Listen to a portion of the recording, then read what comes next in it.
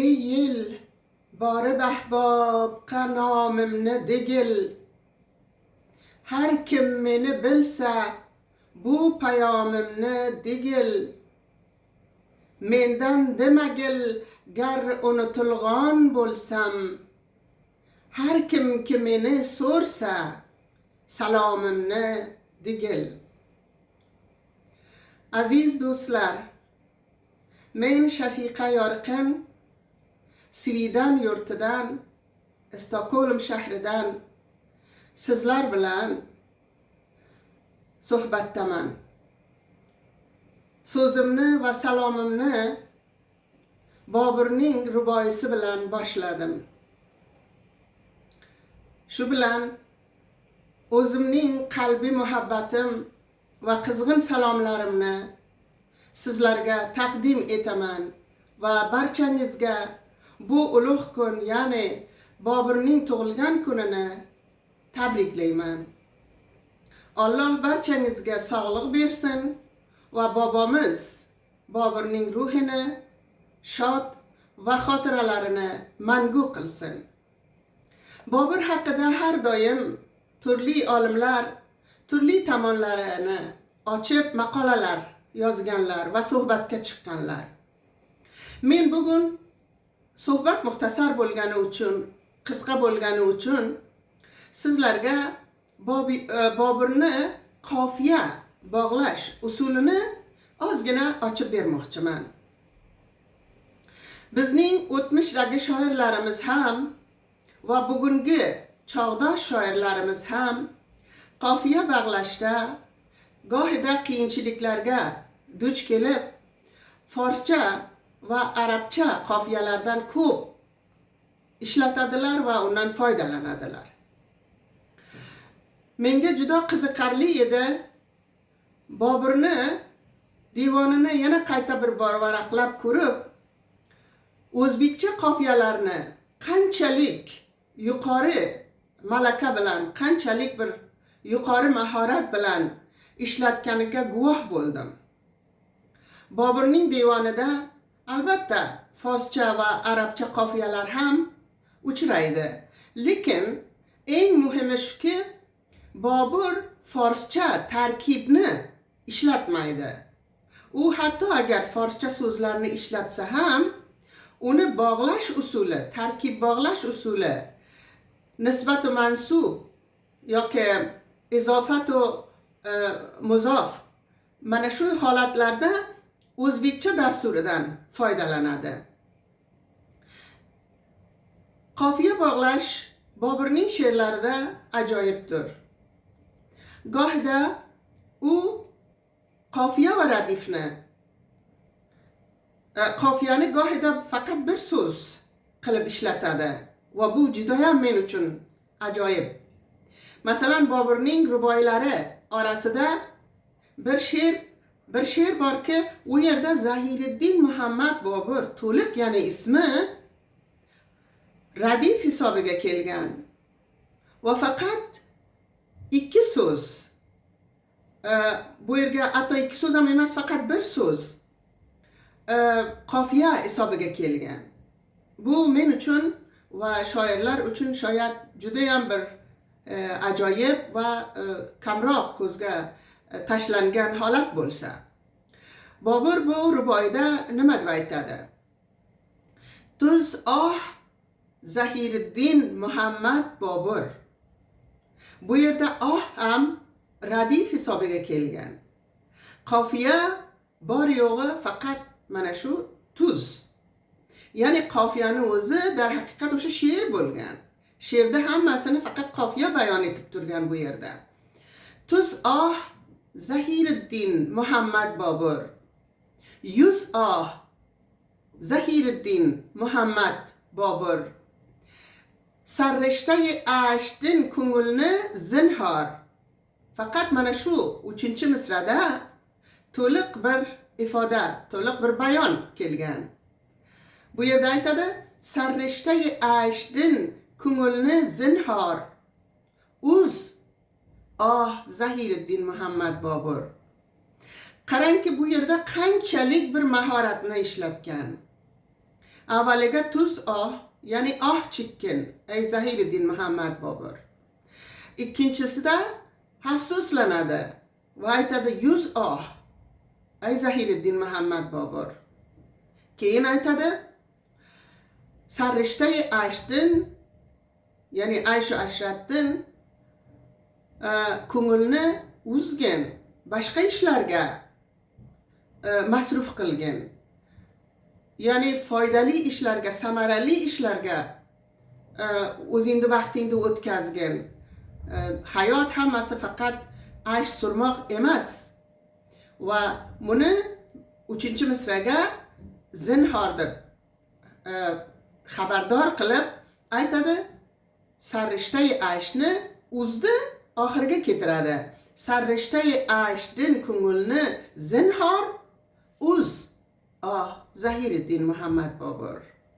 Bu yerda mana shu uz 3-misrani 4-misra bilan bog'ladi va juda bir ajoyib tarzda mana shu qofiya dar haqiqat butun she'r bo'ldi.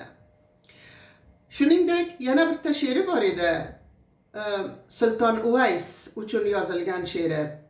U ham mana shunday faqat bir so'z yo ikki so'z qofiya shaklida kelib qolgani hammasi Sulton Uvaysni to'liq ismi bilan kelgan. Meni o'ylashimcha, agar biz o'zbek tilini rivojlantirish maqsadimiz bo'lsa, forscha, arabcha so'zlardan bir oz chekinib, o'zbekcha tarkiblar, o'zbekcha qofiyalar, o'zbekcha radiflarni she'rlarimizga ishlatishimiz kerak. Men buni bir shoir sifatida va ko'p yillardan beri, 40-50 yillardan beri she'r yozib kelgan bir inson sifatida, forsi va o'zbekcha she'r yozib kelgan inson sifatida aytmoqchimanki, biz hatto agar forscha so'zlarni ishlatishga majbur bo'lsaylik ham, lekin uni o'sha tarkibiy holatda forscha qilmasligimiz kerak. Masalan,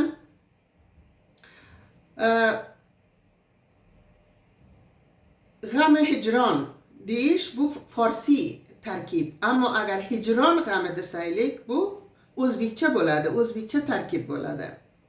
Va Bobur buni judayam diqqat bilan ishlatgan. Hatto o'sha qofiyasi forscha bo'lgan, qofiyasi arabcha bo'lgan she'rlarida ham mana shunday bir tarkibni, ya'ni o'zbekcha tarkibni iste'mol qilgan. Men misol uchun bir nechta Boburni baytlarini, g'azallaridan tanlaganman. To'liq g'azalini o'qimayman, ammo o'sha har bir qofiyasi o'zbekcha bo'lgan g'azallaridan bir nechtasini tanlab sizlarga o'qib bermoqchiman. Yor yuzimni ko'rib dardu g'amim bilsa kerak. Yuz ko'rib dardu g'amim chorasini qilsa kerak. Bu yerda bilsa va qilsa radif va kerak, kechirasizlar.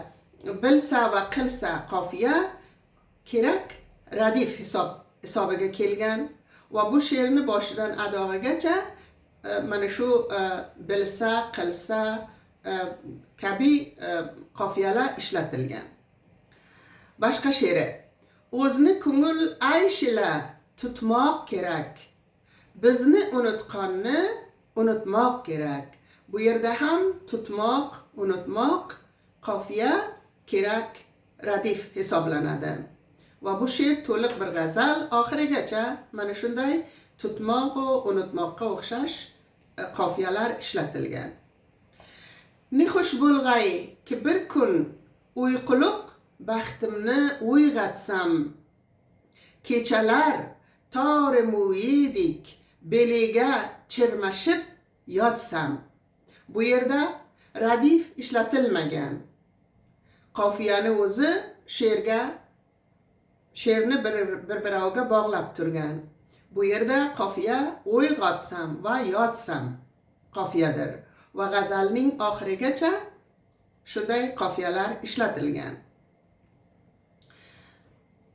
Ya hijraro ashrat ayog'in bormi no'shaylar chog'im sensizin yurib ayoq echguncha sinsin oyog'im sensizin yurib ayoq ichguncha ya'ni sharob ichguncha sinsin oyog'im. Birinchi misrada chog'im, ikkinchi misrada oyog'im. Bu yerda qofiya. Bu yerda yana bitta mahorat Boburniki bor. Sensizin yurib, bu yerga yurmoq va ayoq bir-birovga barobar keladi.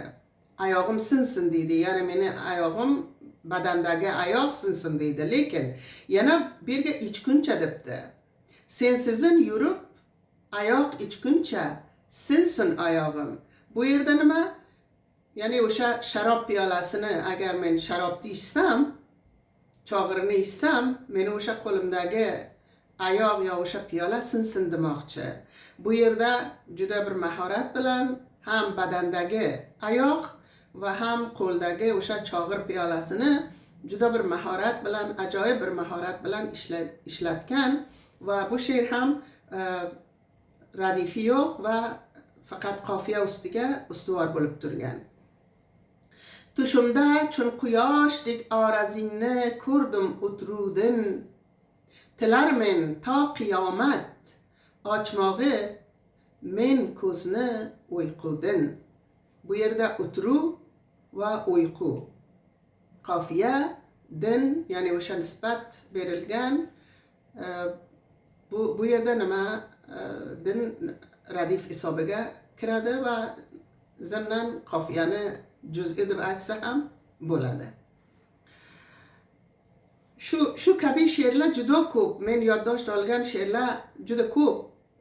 Lekin meni tashvishim shuki, agar video kattaroq bo'lsa, buni yeborishi biroz qiyin bo'ladi. Shuning uchun yana bir bor barchangizga sog'lik, salomatlik tilayman, bobomizni ruhini shod tilayman, joylari jannat bo'lsin va bizga qoldirgan asarlari mangu qolsin. Har birimiz Boburni o'gitlarini o'rganaylik, she'rlarini o'rganaylik va she'rlari ustida qaytib yana diqqat qilib she'rlarini o'rganib, uni o'z hayotimizga ishlatsaylik. Meni tinglaganingiz uchun rahmat, minnatdorchilik bildiraman. Sharqshunoslik instituti bilan juda qalbiy bog'liq joylarim bor. U yerda tadris qilganim meni eng yaxshi damlarimdan hisoblanadi. Ilohim barcha ustozlar va barcha studentlar va rahbariyati sog' va omon bo'lsin. Xayr, sizlarni Xudoga topshirdim.